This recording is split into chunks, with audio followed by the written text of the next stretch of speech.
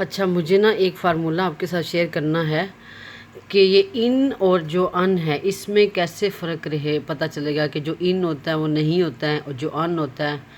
वो के होता है। एक तो हम अच्छे तरीके से याद कर सकते हैं, उस तरह भी हमें याद रहता है, लेकिन अगर ना फ़र्क पता चले तो कैसे हमें याद रहेगा।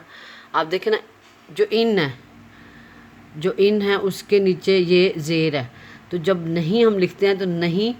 इस तरह करके शुरू होता है, यानी कि यहाँ से हम शुरू करते हैं, ये नीचे की तरफ आते हैं, तो फिर यानी कि ये जो नून है इनका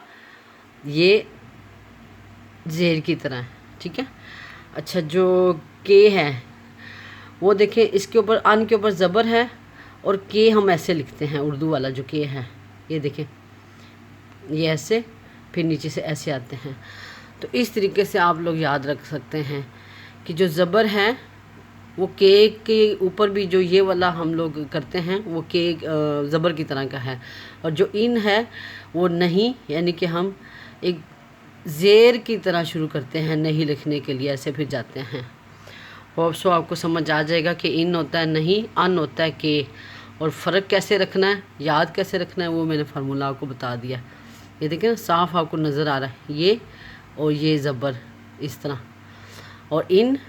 का जो ज़ेर है वो नून जो इस तरह करके नहीं में हम लिखते हैं। होप सो कि आपको ये फार्मूला पसंद आएगा।